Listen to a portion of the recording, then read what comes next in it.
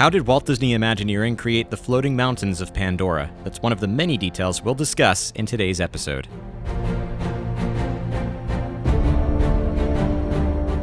Welcome aboard Imagination Skyway, your guided tour through the worlds of Disney and Imagineering. I'm your host, Matthew Kroll, and it's my job to explore the stories and places we love and the people who bring them to life. In today's episode, we're going to share some of our favorite Imagineering details and Easter eggs in Pandora, the world of Avatar at Disney's Animal Kingdom. Pandora opened in 2017 and remains one of the most immersive lands at Walt Disney World. The level of storytelling is so intricate that the vast majority of guests will notice them only as subconscious clues. This episode will peel back the story of this land and point out some interesting details that will make your next visit even more enjoyable. As you fasten your seatbelt, I encourage you to take out your mobile devices and search for Imagination Skyway on your favorite social media app.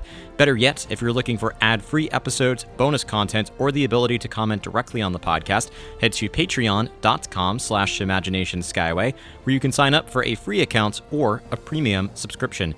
And if this episode leaves you yearning for a trip to Disney or any other destination, reach out to our partners and sponsors at KMV Travel, voted the top travel agency in Orlando in 2025. To get started, visit kmvtravel.com/skyway. As we begin our journey, please remain seated, keep your hands and arms inside the podcast at all times, and enjoy your journey aboard Imagination Skyway.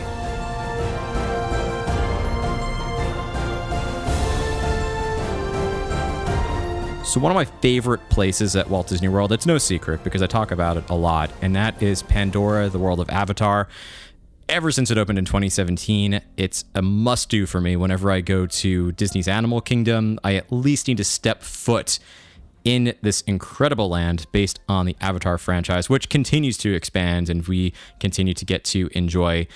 And I thought it'd be fun. While I've had episodes before to talk about the Imagineering of Flight of Passage specifically, I haven't spent a lot of time in years. I think I did like a mini episode, maybe episode 30 something about Pandora, but certainly not to this level of detail. And I wanted to have a conversation about the Imagineering of the land and other attractions outside of Flight of Passage, because there really is so much to appreciate and enjoy about this space. And to do that, I wanted to bring a new guest on the show who I hope some of you recognize, and that is Tatiana Lazar from WDW Magazine. So Tatiana, welcome to Imagination Skyway. Thank you so much for having me. This has been a long time coming because we've known each other for years. We've chatted back and forth about social media collaborations, and we've obviously both been working with WDW Magazine, you longer than I have, but for, collectively for us, like several years. So it's really great to have you on the show. And I'm very excited to geek out about Pandora. I'm so excited to talk about Pandora. This is probably my favorite land in all of Walt Disney World, which I know sounds crazy. And it's not. I feel like some people really, they hate on it. And I just love it so much. So I'm really excited to talk about it and share our favorite parts of it. I'm glad it's your favorite land because I have 3 rapid fire questions for you to start us out, and they're all about Pandora. And I think maybe it'll make your answers quicker. Maybe it'll make them harder to decide. I don't know if it's your favorite lands, but I'm going to start with the easy softball question. Your favorite food or drink item that you can get in Pandora? I'm going to say lunch or dinner at Satu'li Canteen, and I like to mix it up. Sometimes I'll get like noodles with shrimp. Sometimes I'll get a salad with chicken, but they're build your own bowls. I love them so much. And I'm kind of I don't want to say I'm a health nut, but I have a background in nutrition. So whenever there's an option for something that actually has good fresh vegetables, I get very excited. And it's so tasty. So big fan. I'm going to second that. I'm going to have a slightly different variation of your bowl, but I always get a Satu'li Canteen, hands down, is my favorite quick service at Walt Disney World. I think it is it's not so much of a secret anymore, but I feel like it was in the beginning. It's table service quality food for a quick service price, and you really get a great bang for your buck. It fuels you up. I mean, for me, it's the wood fire grilled chicken on the rice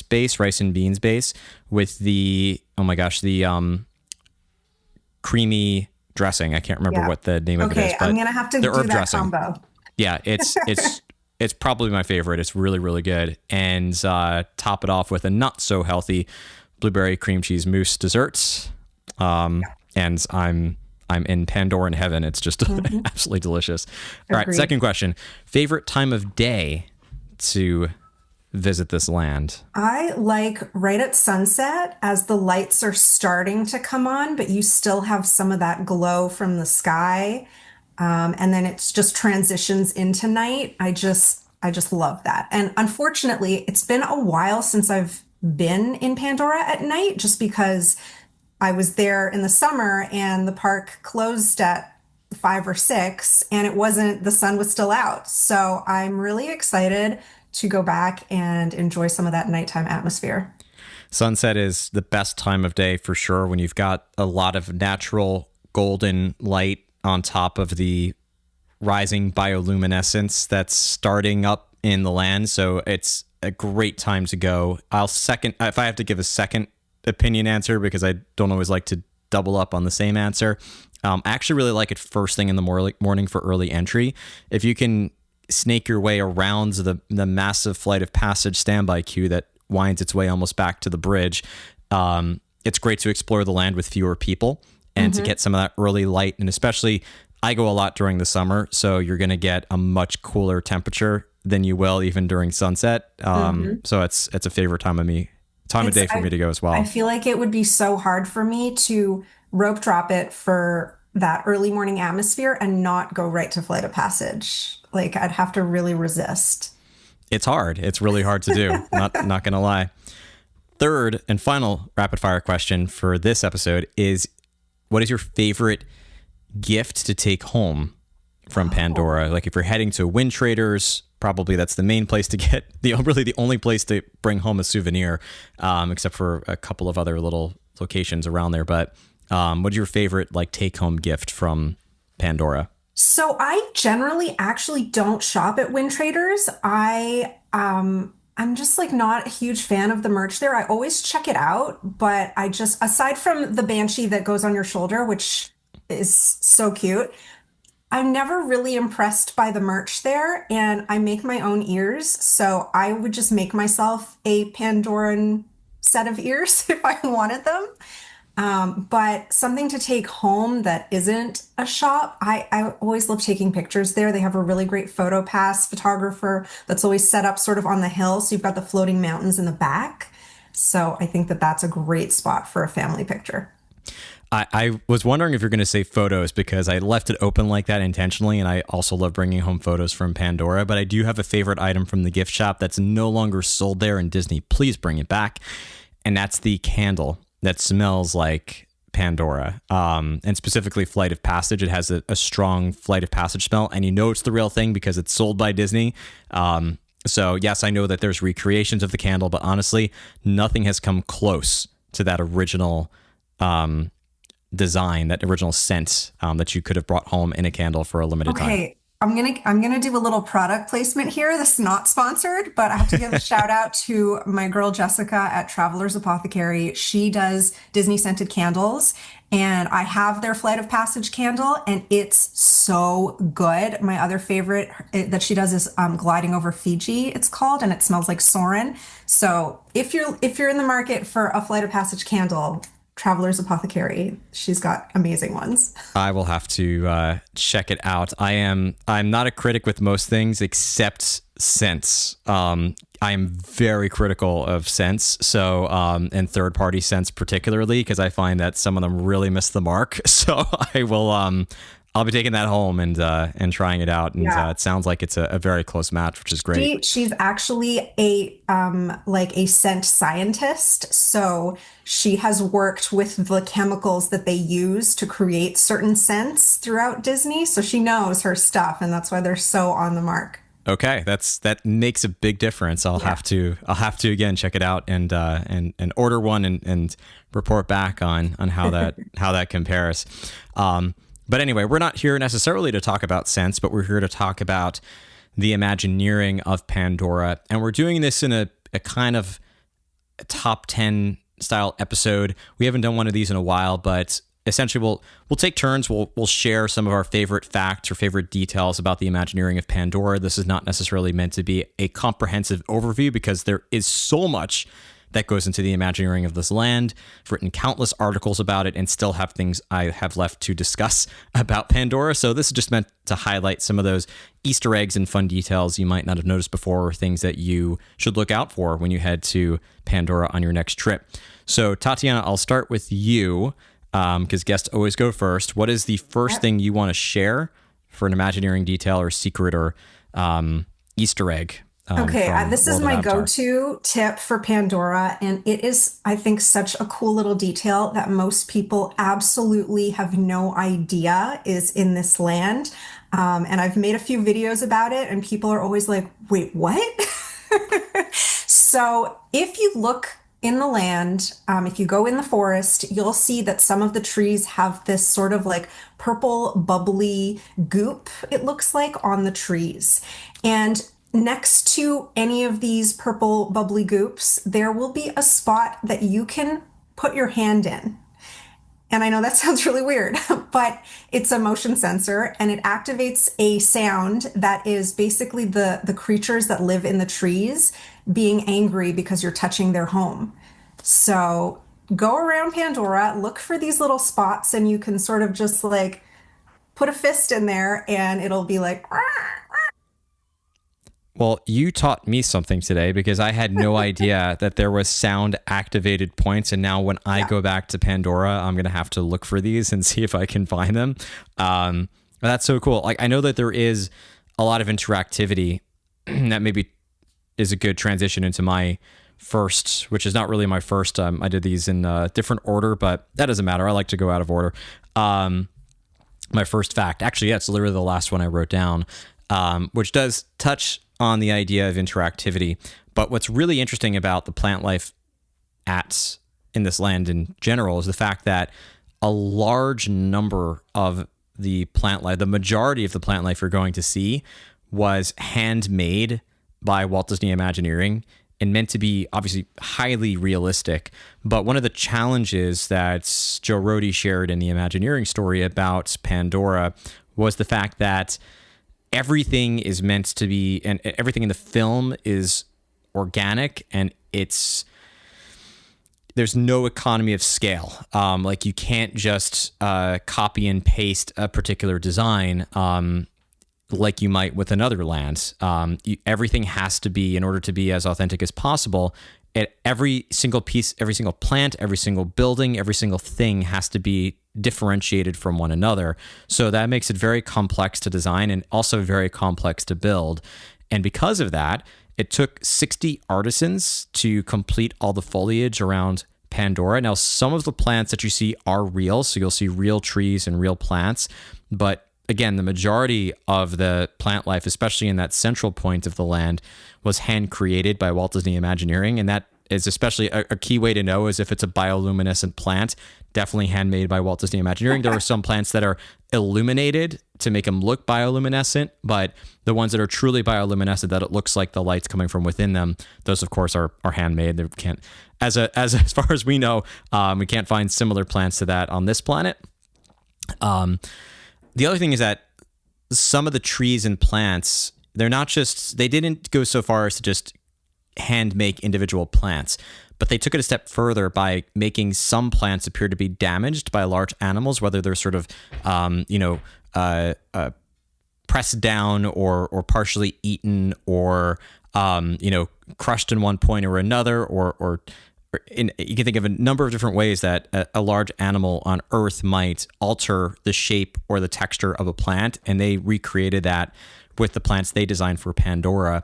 And then on the point of interactivity, some of the plants react to guest touch. I think the most obvious one is as you're walking into Pandora from the Nomad Lounge entrance, the Tiffin's entrance, you'll see on the right-hand side, there's this large plant that if you rub that plant, it'll eventually, eject water. So but that's just one of those examples. Like, there are other plants that they react to your point, Tatiana. I had no idea about the ones that you put your hand in and they make sound. But they want that level of interactivity. And then what I also appreciate is when I love talking about this detail around Animal Kingdom, the fact that the pavement adapts from one land to the next, where you'll see footprints in certain lands, and other lands you'll see, for instance, over near Kali River Rapids, you're going to see a lot of bike prints, because the story there is that's the main way that the locals will travel from one section of another of the lowlands of Anandapur, is they'll use their bikes to get from one place to the next. So they sort of recreated that design philosophy in Pandora. So you'll see Na'vi footprints and you'll see dire horse hoof prints, sort of continuing that design philosophy from Animal Kingdom and adapting it to Pandora. And the last thing I'll say about the handcrafted parts, I still have Disneyland handcrafted in my head, so that word just popped to the surface of my head. But the handmade portion of Pandora, I had the opportunity to interview an Imagineer, both a Walt Disney Imagineer and a third party, an employee from a third party vendor that worked on Pandora, the two of them together. This was, again, years ago, but that's just something I learned from them, which is the fact that there are hand-woven totems and structures throughout Pandora. And these were not designed in a factory. These are handmade, hand-woven objects. So when you walk into Satu'li Canteen or outside of Satu'li Canteen, or if you walk by the entrance to Na'vi River Journey, or if you go through the queue of Na'vi River Journey, you're going to find these woven structures, and those were actually hand-woven individually by, again, Imagineers and third-party vendors. So there's such a detailed level of handmade design that makes Pandora special. So I'm going to riff off of some of what you said. And, please do. I don't know if you noticed, but there is a hand-woven Na'vi shaman near Na'vi River Journey, and there is a hand-woven banshee near Flight of Passage. That makes so much sense. And I have noticed that before, but now that you say it out loud, like, it didn't click that that's what that placement is there for. It makes complete sense. I love that.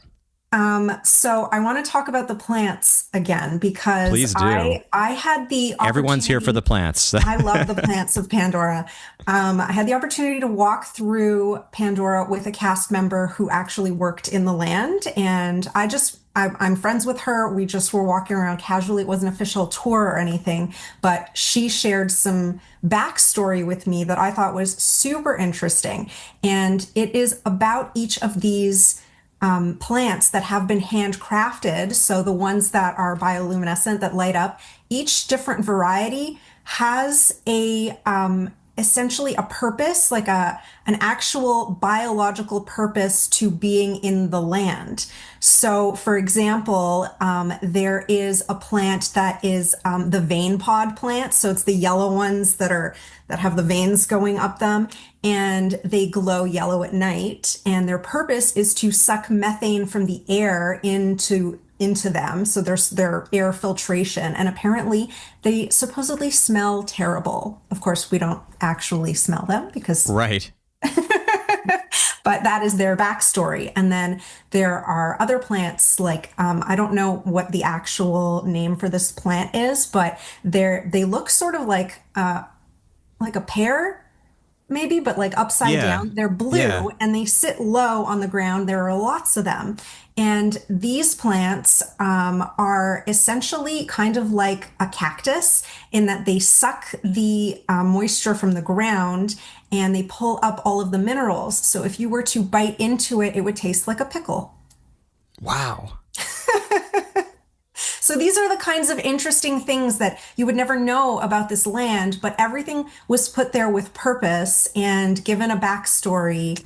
And all of these handcrafted plants also have a purpose and a backstory. And I just love that. That's the commitment to storytelling that we love from Imagineers.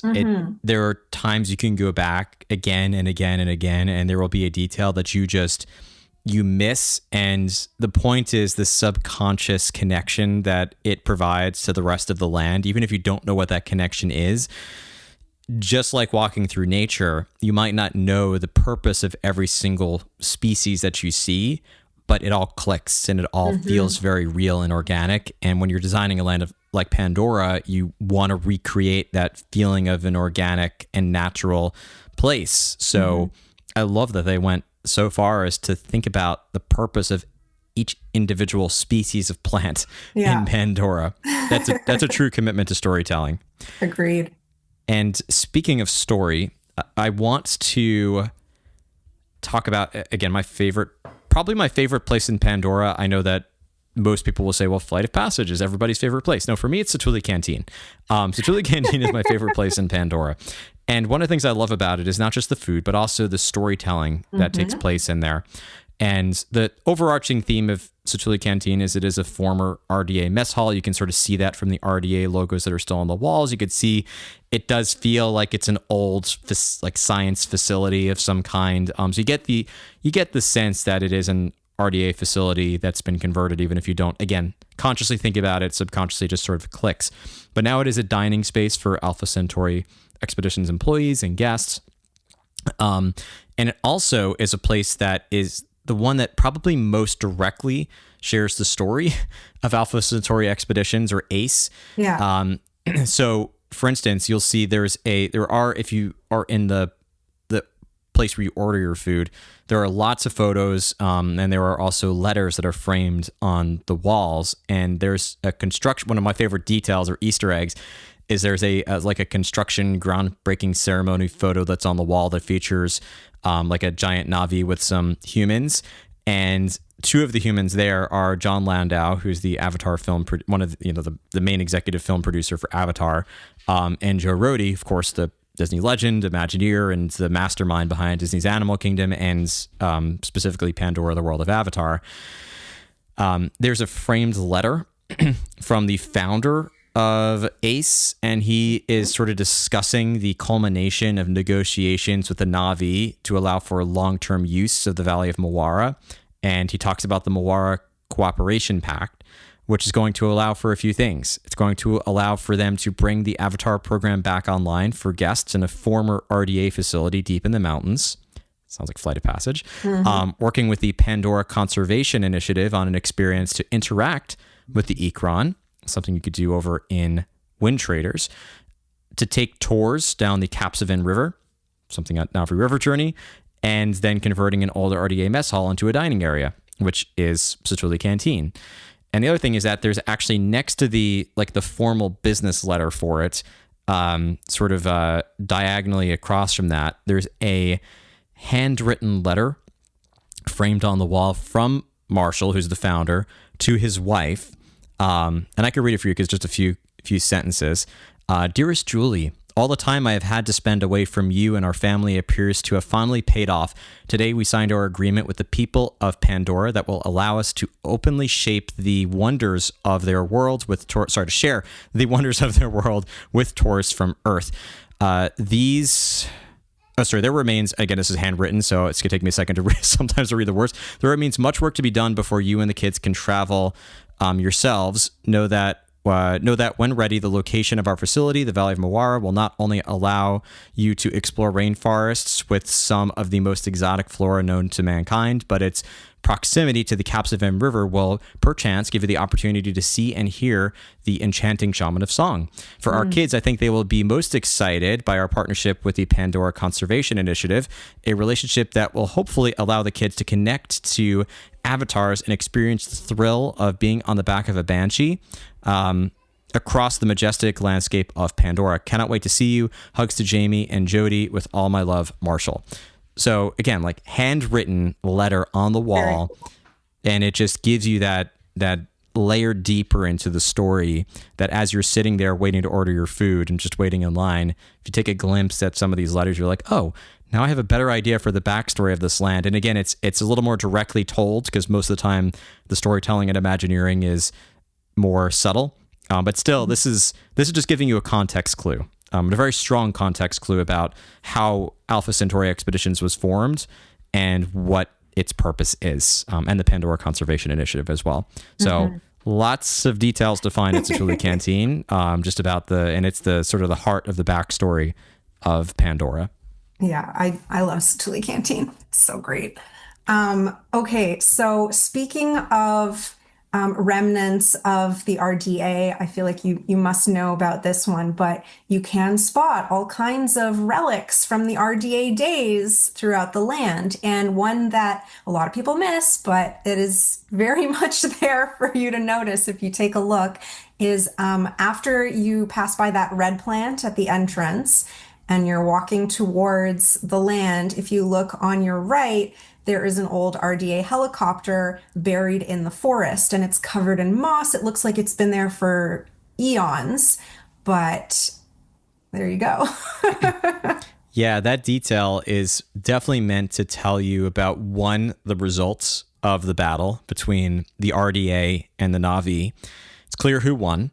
And the other thing is to give you a sense of how much time has passed, right? Because if it's covered in that much moss, it's long enough that nature has reclaimed this land. And that's a core piece of the theme of Disney's Animal Kingdom is the power of nature and the how in the end nature always does sort of win.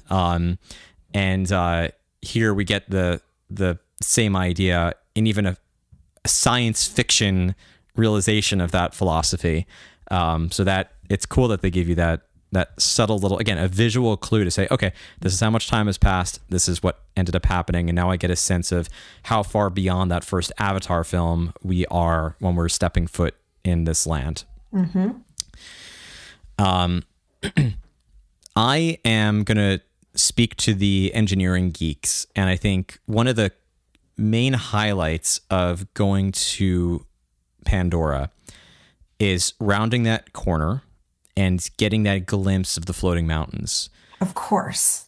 Yes, I mean it's used in marketing. It's like the image when you speak about Pandora. It's sometimes the first thing that comes to mind, even before Flight of Passage, is the floating mountains. Zsolt Hormé, mastermind at Rockwork, had helped to create this incredible structure. I've heard in interviews from even last year that this is one of the things he's most proud of is the rock work for the floating mountains. But beyond just the rock work itself, what I love about it is a giant optical illusion. Oh, yes. That even knowing this information, I can't see it. Like I cannot get past the illusion because our brains are so hardwired to see large boulders as heavy and thin vines as flimsy and frail. And what's incredible is that they reverse engineered these so that actually those vines are structurally solid and the rock work is, I'm not going to call it flimsy because it's really not, but it's being supported by the vines. And, we're talking about 6 million pounds of steel and concrete that appear to be suspended in the air. And the way I like to describe it is if you look at the floating mountains, it's essentially a bridge because you'll see that on one side and the other side, the floating mountains get a little bit lower. And then in the center, the part where you can literally walk underneath the entire thing, you think about it as like that's like walking under the middle of a bridge. Yeah. But to make the illusion look so convincing, the structural steel, the actual steel that holds up the floating mountains, is designed to look like limp draped vines suspended below the mountains. But actually, they're the things that are holding the mountains up. So the floating mountains are like supported by a really complex truss of these individual steel threads. They're separated from each other as far as engineering permits to make it look as alien as possible. And again, it's just disguised with these environmental embellishments. So when you're looking at it, your brain says, oh my goodness, those mountains are floating. And your brain just can't get over the idea. Even if I tell you, go back and try to look at it. I can promise you that you're probably not going to be able to even see the illusion, understanding it, the fact that those vines are the structural steel holding up the floating mountains. But that's how they accomplish that. And I just think it's so cool how they bring that to life. It's one of the coolest illusions at Disney. 100%. It's always impressive every time you look at it. The other vista that I find incredibly impressive to look at is that U-shaped valley that is beyond the floating mountains. And I just find it so incredible that they make it look so huge. It's really it's not that big, but every time I look at it, I'm like, oh my goodness, it goes on forever and ever. Forced perspective, Yeah, right? the forced Yeah. perspective there is so brilliantly done. And you may have seen this little tidbit also, but the waterfalls in the back, I call them the metal mesh waterfalls Yeah. because yes, there are some actual waterfalls throughout the land, but these teeny tiny ones that help with that forced perspective, they're actually wheels of mesh wiring that are just spinning to look like water. And they're so far out. And when I first learned about this, this was years ago before iPhones could zoom as much as they can now. So you couldn't tell. And as the phones got better and better, and you're able to zoom in more and more, you can zoom in enough to actually see the metal. So I find it so interesting. You still have to zoom pretty freaking far, but they just do such a great job of making it look so real. Yeah, and the question I get asked a lot is why, right? Like why make a fake waterfall? You have real waterfalls right in front of it. And that again is that forced perspective and illusion, because when you look at a waterfall, a really tall waterfall really far away looks like it's moving slowly, right? Because if you think about, like, if you were to look at a waterfall from an airplane, like it's going to look like it's falling slower because of that distance. Similar idea to if you're looking at a car traveling on a highway miles away, it looks like it's moving so slow in your vision compared to a car that's right in front of you. So that was a way to make the water look like it's moving slower, because it's not, because then your brain is going to say, okay, that waterfall is really far away, as opposed to, well, that water is moving much faster than I would expect it to for mountains that far away. I'm sure it's also got to be cheaper for Disney to maintain a wheel spinning around than Maybe. anything with water, because they'd have to waterproof it, maybe upkeep it more. Yeah, it's That's what I like to possible. tell myself. I don't know. I think first and foremost, it is that commitment to storytelling, Yeah. because as we've described, there's such a commitment to storytelling here, because it would have been cheaper not to give a backstory to every single plant. Oh, yeah. And yet here they are, the people hour, the man hours that it takes to make that happen and then to execute it is certainly not a cheap endeavor compared to just making everything uniform. So I think it ultimately comes down to the storytelling. And how Of the sign, wild is too. it that a fake waterfall looks more realistic than an actual waterfall would have looked in that area? Yeah, I mean, Imagineers certainly know what they're doing. I have two fun facts left. Okay. How are you doing, Tatiana? Do you have, if you have more, we can definitely go beyond I've that. got two, but they can go together. Okay, all right, sounds good. We'll do one after the other, Okay. because I think that mine are. You know what? Actually, I take that back. Mine go together as well. So maybe we'll do. I guess I know I'm going next. So I'll share mine, and then you can close out with yours. Those two combined. So mine are both about Navi River Journey, because there's a lot to unpack about Navi River Journey, and I didn't want to discuss everything, but there's two major points I wanted to discuss. So the first is the blending of physical and digital effects on Navi River Journey that make it feel more realistic, because there are some things that are effective to recreate in a physical prop, and then there are other things that aren't. When you're in Flight of Passage, there's really no really easy way to create show scenes for a fast-moving experience like that without taking up a tremendous amount of space. So you're looking at a digital attraction with physical sensations and special effects. But Navi River Journey, you're literally floating through physical stage sets. And much like Star Wars Rise of the Resistance, there are digital effects that enhance the physical effects. So one of my favorite examples of this, and it's something that everybody I think knows, but I'm just going to call it out. Near the beginning of the attraction, you'll see these giant, it's after you get out of that cave, you'll see these giant leaves sort of forming a canopy above the boats. And you'll see that they seem to bounce under the weight of these Pandoran creatures. but the creatures appear as these shadows that are sort of like leaping from one leaf to the next and jumping around. It's just their feet. Yeah. Right. Now the leaves themselves are a real physical effect, and the leaping the bouncing effect, those are real too.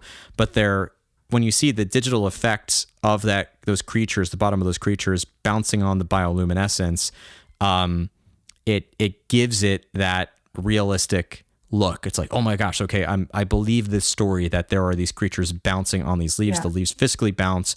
And again, like, could they have created animatronics to make that possible? Maybe, but it is even more lifelike when you see that bioluminescent digital projection, because they're moving a lot smoother, and especially the fact that these leaves have to bounce makes it more challenging to do that. I love that you called out that effect, because it is my favorite effect in Na'vi River Journey. And I just find it so beautiful how they married that actual physical effect with digital projection technology. It's always like, wow. And I think it's cool that you don't necessarily see the creature. You just see this impression of what it might be, but it's a mystery. So it's left to the imagination. Yeah, it definitely is. And that theme is sort of carried throughout the rest of the experience. And there are, again, the majority of the foreground right around the boat is real physical props. But then in the background, it feels like the Avatar films version of 3D, where you get depth more than you get like the what Fozzie would call the cheap 3D tricks. Like it really, that Avatar 3D gives more depth than it does in your face 3D. And it's the same thing with Na'vi River Journey, where it's not in 3D, but the digital projections on the backgrounds beyond the physical props add depth to it. And you'll see these creatures and these shadows and these things sort of moving back there that, again, would have been very difficult to recreate physically, but easy to do digitally when enhanced on top of a physical stage set. You're going to see creatures back there. And then there are some creatures that leap and bounce very quickly. And again, they could have maybe done an animatronic, but it's more realistic to have them, sort of on the digital projection around physical props, and to see something leap into the brush, and say it gives it that really realistic look about it. The other thing that people don't realize or don't think about with Na'vi River Journey, there's only one thing that makes reference to this, and it's in Satu'li Canteen in one of those letters from the founder of ACE. But when you're riding Na'vi River Journey, it's dark no matter what time of day you ride it. And so you're thinking like, oh, well, the ride always is taking place at night. But the ride is taking place no matter what time of day you're experiencing it. So even during the daytime, it's pitch black, because Marshall says that there is a section of the Capsavan River that is so lush with plant life that it creates this constant darkness no matter what time of day it is. Wow. So even during the day, you're going to experience bioluminescence on this section of the Capsavan River because of how lush this section of the rainforest is. Oh. So my dog's barking. My apologies. Oh, that's okay. Didn't hear it at all. So day or night, you're going to get that darkness. And I just love that little detail of it. So this is all sort of like number one. Number two is a quick thing about the Shaman of Song. So it's the most advanced audio animatronic figure of its time when it was created. At least it was the most advanced. Like when you hear this episode, maybe that might not be the case because Disney's working on so many things. But it is an A1000. It's, as of now, Disney's most advanced audio animatronic figure. And what I got the opportunity to see it up close, and it was really an incredible experience because, again, subconsciously, like, you're not always going to see everything that the Imagineers place for you, but there's a level of detail in the movement that you can see at a very fine level up close that make it look so realistic. And that's because there are 42 individual points of motion just in the head. And every one of those 42 individual points of motion can be seen through the figure. So they really went all out in creating the most realistic, advanced animated figure for this attraction, and I love this attraction. She's incredible, and I think she was also the most expensive animatronic ever built when she was built. I don't know now. Again, the numbers change, facts and figures change, but it's an impressive one. Yeah. So in any case, I know. So those were sort of like my last two combined into one. But Tatiana, we'll turn it over to you. So what are your last 1/2 facts you want to share about Pandora today? So one of my favorite facts that I really had no idea when I first rode Flight of Passage, that Dr. Jackie Ogden is a real person. So maybe that's something you've shared on your Flight of Passage episode. But I she's did, actually, but please, yeah. it's been a while, so. She's a cast member who worked at Disney as their VP of Animal Science and Environment. And I just love so much that they gave her that cameo, and also that the honor of being put in this incredible attraction as part of the pre-show. I think is so, so cool. And my other little tidbit is the RDA dog tags that you can see if you go to Pongo Pongo, which is where you get the Night Blossom drink. Those dog tags are actually cast members who worked on the land, including Joe Rohde. He's got a dog tag there. Maybe that's so cool. Jackie Ogden has a dog tag there too. I'm gonna have to look for her. It's possible. It's definitely possible. But yeah, it's again, like that. They always leave little Easter eggs and details for Imagineers, and sometimes that includes like subtle little tributes to the Imagineers that worked on the land. So it's so cool that they included those in the dog tags. I think that's really special. And it was fun to call that out. And again, not everybody's listened to the Flight of Passage episode, so always fair to recreate or to share details that have been shared before. So this has been fun. Like I know that there's again, like there's so much. This is not meant to be a comprehensive overview of the Imagineering of Pandora, but just sharing some of our favorite details and fun facts from this land, which is just completely littered with incredible details to share. Can I just say how excited I am for Pandora at Disneyland? Yes. Yeah. So, all right. So we're going to take a tangent here. Like, what are your hopes and dreams for the Avatar land coming to Disney California Adventure? I have been really, I've tried not to think about it too hard because I don't want my expectations to go too crazy. And I want to be really surprised, shock, and awe by anything that they do. I will say the concept art has that same sort of U-shaped valley situation going on, and I love that so much. So I'm really excited to see them do it over in Disneyland, but with a different twist. And I don't know if this was mentioned in the concept art either, but tying in some of the water tribe creatures or themes that we saw from the second movie. And at this point, maybe they'll tie in some of the third movie. Who can say? I think it'll be cool to see nonetheless. And yeah, I think they're going to do a lot of exciting things with the attraction in California Adventure. I mean, here's my prediction. I've said it before. I could be completely wrong, but the way that they are teasing out this attraction and the concept art, it looks like Disney's first trackless water ride. Yeah. And I don't know if that's just my interpretation of it. It's, it could just be a recreation of the same technology over at Pirates of the Caribbean in Shanghai. It's very possible that's what they're using here, but it just looks like there's something else happening. And I would like to believe that perhaps this is the first, the first trackless water attraction. That would be really unique. It'd be hard to execute. I can't, because you're dealing with boats. You're not dealing with structures that are, or vehicles that are planted on the ground. But I like to think that Imagineering can make it happen. Yeah, I could definitely see it being along the lines of Shanghai Disney's Pirates with the screens there, and that moment where the ship comes out of the water in the Shanghai Pirates ride. I feel like they could do a Tulkun whale jumping out of the water. Sort of sure. Coming at your boat, which would scare me to no end because I'm afraid of whales, but it would be really cool. They could do so much with that technology. And I think especially with the space, the footprint that they're looking at, there's probably going to be a lot of digital effects here because they are dealing with a smaller footprint than Walt Disney World. So I could be mistaken for sure, but I think that they're maybe looking at some of those digital projection effects like in Shanghai to add to the depth and the realism of the space that the vehicles are going to be moving through. So for sure. Yeah, lots to lots to look forward to. But I want to make sure that we get the chance to plug anything you want to share, Tatiana, in terms of where people can go to follow you or anything you have going on. I'll say that, again, we're both contributors in one way or another. Tatiana more than myself, but to WDW Magazine.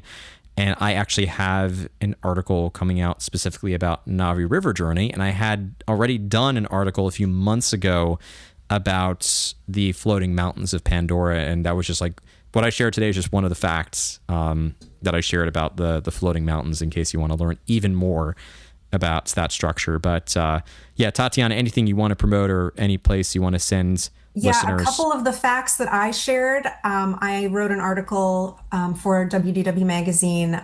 This was a couple years ago. That was fun facts about Pandora. So if you're a longtime subscriber, you may have already known a few of my little fun facts. But please definitely go follow WDW Magazine on Facebook, Instagram, TikTok, YouTube. We're all over the place. And I hope that some of you will subscribe to the magazine as well. It's monthly print and beautiful, and it has so many fun facts. So if you liked this episode, I'm sure you will find lots more that you'll love inside it. Absolutely. Tatiana, thank you so much for joining me on this episode, and perhaps next time I see you in person, maybe that will be in Pandora. Can we go to Pandora together? We can, and we'll point out facts to our family and friends. We'll do our own little personal tour of all the Imagineering details of Pandora. That sounds fine. And dine at Satu'li Canteen. Got to make sure to do that too. Lunch at Satu'li Canteen, 100%. Always down.